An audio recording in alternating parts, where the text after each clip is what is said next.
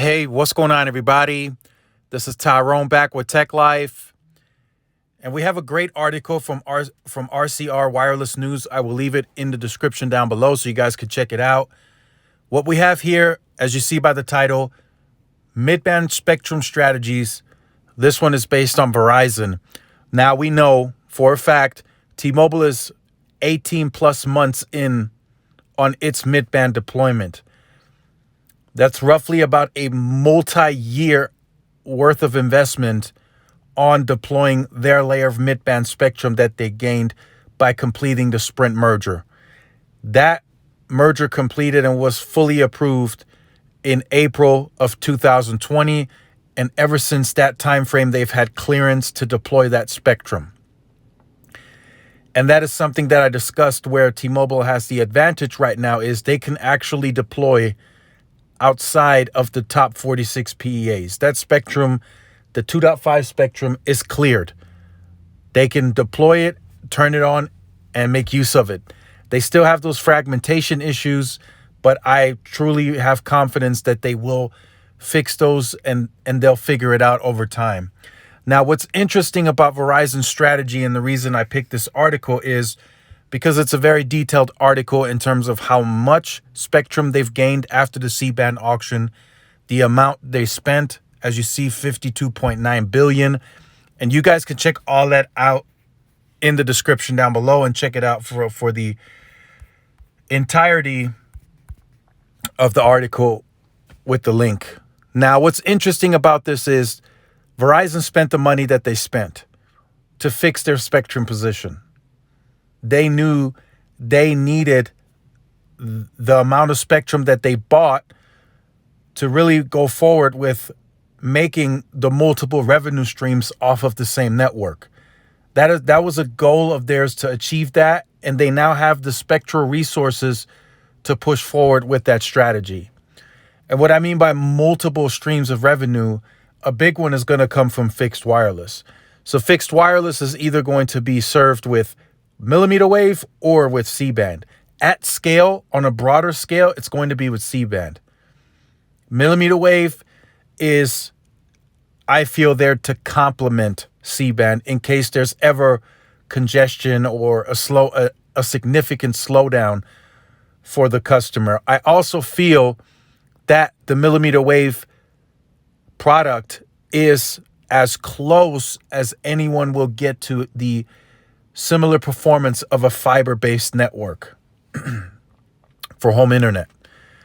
Fiber usually is constant. There's constant throughput of a gig if you get the gig, and of course your devices have to be capable of pushing that speed, but that throughput is coming through a direct line to your home. So that usually is a more steady, stable connection, where wireless, it can fluctuate greatly. Now, with millimeter wave, that will likely be the closest, as I mentioned, to a product you will get that can match fiber. Now, the experience, I think you can still get a fiber-like experience on C-band. And there's a difference. So the performance matching the fiber product can come from millimeter wave, where you can see that robust throughput of a speed. The experience part of it is the video just has to load the same. That's the experience. Whether you have 3 gigs or 500 megabits a second, as long as that 4K video loads the same, you will have a fiber-like experience. And that's really where I'm coming from. So that's something that Verizon is talking about in this. Well, that's RCR Wireless. That's what they are talking about in this article, that Verizon has got 200 megahertz in parts of 156 rural cities and towns. And that is an indication that they are also taking that fixed wireless product into rural America. So now everyone wants to compete and get a piece of the pie in rural America. You know, compete against satellite companies, compete against other wireless companies. T-Mobile maybe bringing fixed wireless to the same parts that Verizon is getting into. The only advantage T-Mobile is claiming and speculating about at this point in time is they have a head start on the opportunity to gain those customers because they are deploying this at scale now. So as they get into a rural area community and they start getting people onto that 5G home internet with their fixed wireless product, it may be tough for Verizon to come in there after the fact and get those customers to join them. So T-Mobile is soaking up that opportunity, and it may be much more expensive in the long term for Verizon to give out promotional offerings to get that customer to switch to them. So that's what T-Mobile is stating that their advantage is in. So one thing that I find interesting is, and this is something not really talked about much, is we've been talking about C-band, millimeter wave for a very long time. Millimeter wave, not so much the range, more of a capacity play. And C-band, ultimately, many are saying, is the end-all, be-all for Verizon, if you will, in terms of the robust capacity that the macros will have at somewhat of a range. Whether it be 2 miles, 3 miles, depending on the scenario and situation where this is at. But the densification that Verizon has will help out with that. So one thing that many aren't talking about is the CBRS spectrum. I'm getting more and more feedback on the spectrum being the sleeper in this case. So T-Mobile has spectrum galore, licensed. They lead in that department.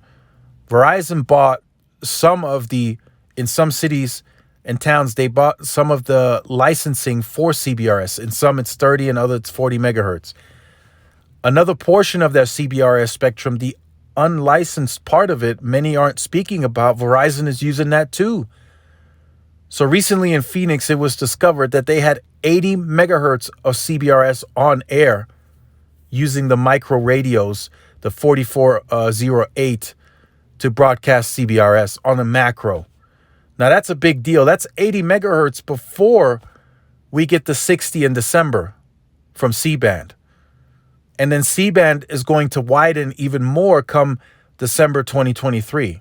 So their mid-band strategy is deep. They're using all of the CBRS licensing that they are able to use, including the licensing that they bought, plus the unlicensed part of that spectrum. And they say it's a pure capacity play, that CBRS is not for coverage. It's pure capacity to the macro and to the small cell. And I still think that's going to make them very dangerous. They are building these small cells. They are going through the nightmare, as Neville Ray calls it, of the permitting. They're sitting in those city council meetings.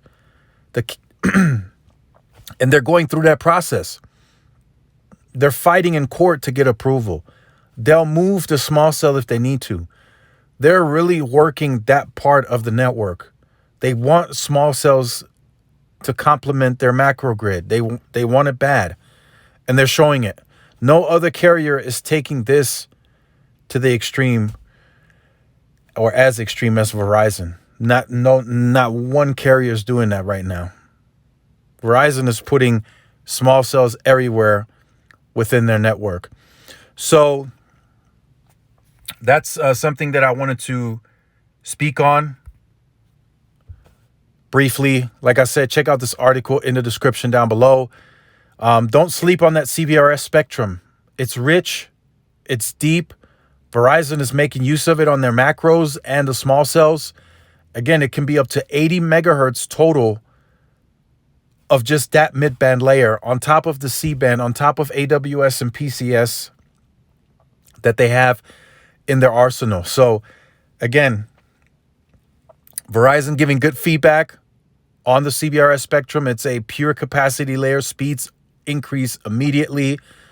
I've seen 3, 4, recently 600 megabits a second on just that 80 megahertz. So it's a huge capacity boost, relief to the network. The backhaul is there. It's Verizon's own fiber, so the owner economics come to play in that, and they're pushing 10 gig backhaul on all of these sites. So let me know in the comment section down below how you feel about this. If you are new to the channel, or you have been on the channel and you have not yet liked, share, subscribed, make sure you do so. Hit that notification bell so you are notified when I do upload content. Make sure to follow my social media outlets for more updates and interactions. Thanks again for watching. This is Tyrone with Tech Life, and I'll see you in the next one. Peace.